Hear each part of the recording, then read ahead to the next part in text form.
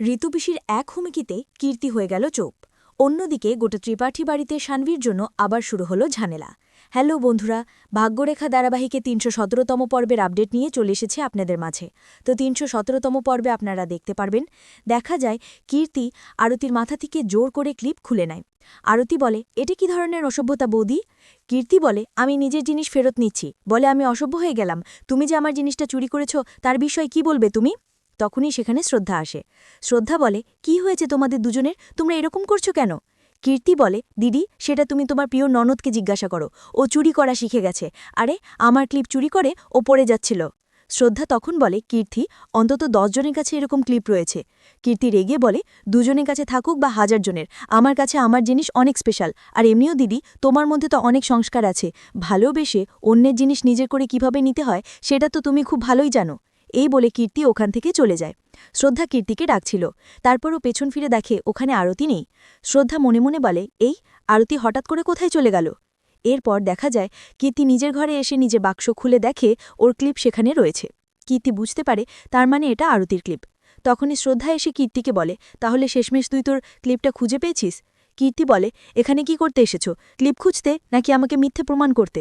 শ্রদ্ধা বলে, কীর্তি, এইটুকু বিষয় নিয়ে কেন ঝামেলা করছিস? এই দেখ কীর্তি, আমি তোর জন্য তোর পছন্দের কেক নিয়ে এসেছি। কীর্তি বলে, দিদি, আমাদের অধিকার কেড়ে নিয়ে তুমি এখানে আমাকে মিষ্টিমুখ করাতে এসেছো?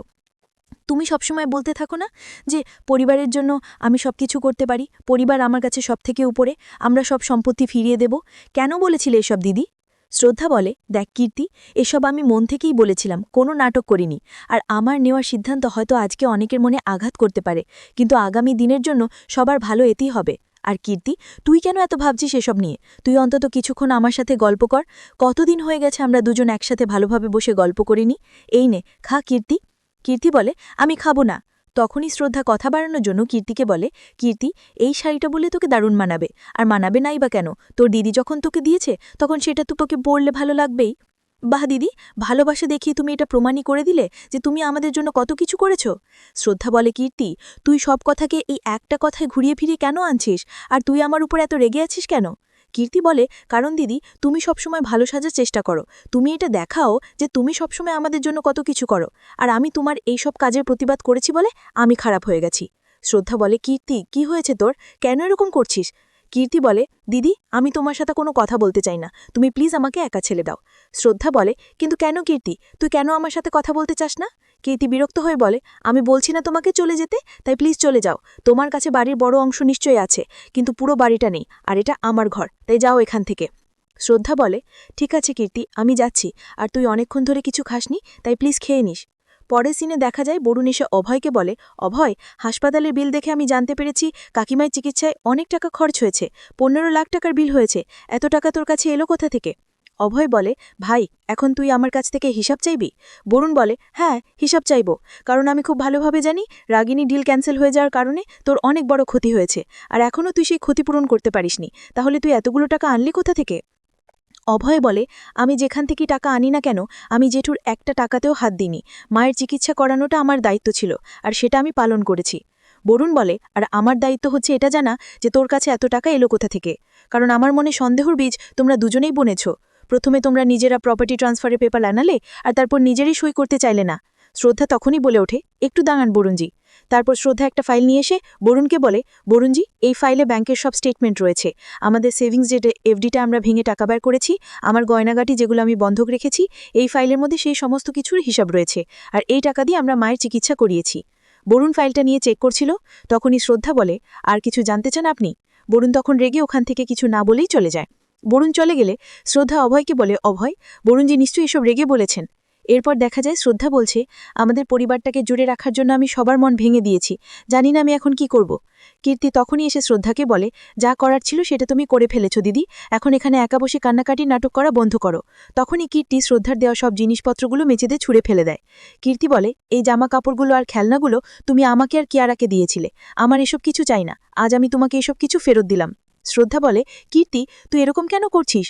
কীর্তি বলে, কারণ আমি জানি সুযোগ পেলেই তুমি আমাদের উপর দয়া দেখাতে শুরু করবে, তুমি দেখাবে যে তুমি আমাদের উপর কত উপকার করেছো, আমার বাচ্চাকে কত কিছু দিয়েছো, আমাদের জন্য কত কিছু করেছো, এটাই বোঝাতে চাইবে তুমি। এগুলো নিয়ে নাও দিদি, আমার তোমার দয়া চাই না। শ্রদ্ধা বলে, কীর্তি, তুই এই জিনিসপত্র নিয়ে তামাশা কেন করছিস? কীর্তি বলে, কারণ তুমি তামাশা করা শুরু করেছো। তুমি এইসব ঝামেলা বন্ধ করো, আমি কিছু করব না তাহলে। শ্রদ্ধা বলে, কীর্তি প্লিজ তুই আমার কথাটা শোন। কীর্তি রেগে চিৎকার করে বলে, দিদি আমার একটা কথা তুমি কান খুলে শুনে নাও। আমি তোমার উপকার তোমাকে ফেরত দিয়ে দিয়েছি, তাই আমাদের অধিকার আমাদেরকে ফেরত দাও। আর এমনিও আমাদের থেকে তুমি বেশি নিয়েছো, তাই তুমি কখনোই হিসাব বরাবর করতেই পারবে না। কীর্তি চলে গেলে শ্রদ্ধা কান্দে কান্দে বলতে থাকে, আমি যোকে কিভাবে বোঝাবো কীর্তি, কেনই তামাশাটা বন্ধ হচ্ছে না? এদিকে দেখা যায় এতক্ষণ ধরে এইসব কিছু অভয়ের মা দূরে দাঁড়িয়ে দেখছিল। অভয়ের মায়ের তো এইসব দেখে প্রচণ্ড রাগ হয়। নেক্সট সিনে দেখা যায় বরুণের মা কাঁদতে কাঁদতে বলল, আমি আর সহ্য করতে পারছি না, আমি সিদ্ধান্ত নিতে পারছি না। আমি বুঝতে পারছি না তুমি এই সিদ্ধান্তটা কেন নিয়েছো। আমি বুঝতে পারছি না তুমি যে সিদ্ধান্তটা নিয়েছো সেটা ঠিক না ভুল। দেখা যায় অভয়ের মা তখনই নিজের জামা কাপড় নিয়ে ছুঁড়ে ফেলে বরুণের মায়ের সামনে। বরুণের মা তখন অবাক হয়ে অভয়ের মাকে বলে, তনুজা তুমি এসব কি করছো? আমি সেটাই করছি বৌদি, যেটা তোমার বৌমা আমার বৌমার সাথে করেছে। কীর্তি শ্রদ্ধার দেওয়া সব উপহারগুলো এইভাবে ফেরত দিয়েছিল, তাই আমি ভাবলাম আমি নিজে থেকেই সব উপহারগুলো ফেরত দিয়ে দিই, নয়তো দেখব তুমি আর তোমার বৌমা তোমরা দুজনে আমাদের কাছ থেকে উপহার চাইতে চলে এসেছো। বরুণের মা তখন বলে, তনুজা কীর্তি আর শ্রদ্ধা আলাবা ঝগড়া চলছে, এর মানে এটা নয় যে আমরা নিজেরা নিজেদের বোধ বুদ্ধি হারিয়ে ঝামেলা করতে শুরু করব। তনুজার মা বলে, কিন্তু বৌদি এটাও তো সত্যি যে তুমি কীর্তিকে আটকাচ্ছ না, আর এখন যদি আমি সবকিছু ফেরত না দিই তাহলে হয়তো দেখব কাল তুমি কীর্তির কথা শুনে আমাদের কাছ থেকে জিনিস চাইতে চলে এসেছো। কারণ সত্যি হচ্ছে এটাই, যেদিন থেকে দাদার দলিলের কথা সবাই জানতে পেরেছে সেদিন থেকে তোমার কথার মধ্যে কীর্তির কথা শুনতে পাচ্ছি। বরুণের মা এই কথা শুনে চিৎকার করে উঠে যায়। বরুণের মা তারপর তো অভয়ের মাকে বলে, ফেরত যখন দেবে তখন একবার দেখে নিতে পারতে, এই ছেঁড়া শাড়িগুলো আমরা কোনো ভিখারি গিয়েও দিতে পারবো না। অভয়ের মা তখন বলে, বা বৌদি আমার তো এটা মনে হচ্ছিল তুমি আমাদের যে জিনিসপত্রগুলো দিয়েছিলে সেগুলো ভালোবেসে দিয়েছো, কিন্তু আমি তো এটাই জানতাম না যে তুমি আমাদের জিনিসপত্রগুলো দান হিসেবে দিয়েছো। আর এমনিও তোমরা যত উপহার আমাদের দিয়েছো সেগুলো যদি আমরা হিসাব করি তোমাদের উপহারের সংখ্যা আমাদের উপহারের থেকে সবসময় কমই হবে। তখনই ঋতুপিসি বলে ওঠে, তনুজা বৌদি তোমার হঠাৎ করে কি হয়েছে, তুমি এইসব জিনিস হিসাব করা শুরু করে দিয়েছো, তাও আবার এই উপহারের হিসাব করছো তোমরা? তো অভয়ের মা বলে, তো কি করব আমি ঋতু, কীর্তি যে হিসাব করছে তার ব্যাপারে তোমরা কি বলবে? আমি যদি হিসাব করা শুরু করি তাহলে লোকসানও আমাদেরই হবে। কীর্তি তখন রেগে চিৎকার করে বলে ওঠে, 1 মিনিট দাঁড়ান বাবা, আমাদের সম্পত্তির 60% আপনাদের, আপনার ছেলে আর বৌমাতি দিয়ে গেছে, এখানে লোকসান কার হয়েছে কাকিমা? অবশ্যই আমাদের হয়েছে। এখন আপনারা কি চান, আমাদের 40% সম্পত্তিও আমরা আপনাদের নামে দিয়ে দিব, যাতে তোমাদের ব্যাংক অ্যাকাউন্ট একেবারে টাকায় ভরে যায়? শ্রদ্ধা বলে, কীর্তি এটা কি ধরনের অসভ্যতা করছিস তুই? কীর্তি বলে, আরে শুরু কে করেছে, উনি তো করেছেন। শ্রদ্ধা বলে, কীর্তি এইটা কিভাবে তুই মায়ের সাথে কথা বলছিস? কীর্তি বলে, আরে অসভ্যতা মতো উনি করা শুরু করেছেন, উনি মায়ের সাথে তখন থেকে খারাপ ব্যবহার করছেন, সেটা তোমরা কেউ দেখতে পাচ্ছ না তাই না? ঋতুপিসি বলে, কীর্তি যখন বড়রা কথা বলে তখন ছোটদের নিজেদের মুখ বন্ধ করে রাখতে হয়, সেটা তুমি জানো না? শ্রদ্ধা চুপ করে আছে দেখতে পাচ্ছ না, তুমি কেন মাঝখান দিয়ে আগ বাড়িয়ে কথা বলছো? কীর্তি তখন চিৎকার করে বলে, কারণ আমি দিদির মতো নাটক করে চলতে পারবো না পিসিমা, আমার মনে যেটা থাকে সেটা আমি বলে দিই। তখনই ঋতুপিসি চিৎকার করে বলে ওঠে, আমার মনের মধ্যে একটা সত্যি লুকিয়ে রয়েছে, যেটা আমি চাইলেও বলে ফেলতে পারি সবার সামনে, কিন্তু আমি নিজেকে আটকে রেখেছি কীর্তি শুধুমাত্র এই বাড়ির শান্তির জন্য। যদি এই সত্যিটা সবার সামনে চলে আসে তাহলে এই বাড়িতে অগ্নিকাণ্ড শুরু হয়ে যাবে। কীর্তি তো ঋতুপিসির এই কথা শুনে ভয় পেয়ে যায়। পরের সিনে দেখা যায় শ্রদ্ধা আর ঋতুপিসি মিলে প্ল্যান করে নিচে সবাইকে উপরে নিয়ে আসার আর সবার মন ভালো করে দেওয়ার। ঋতুপিসি বরুণের মাকে বোঝায় একসাথে থাকার জন্য, একসাথে সময় কাটানোর জন্য। তারপর সকলে মিলে একসাথে আসে সময় কাটানোর জন্য।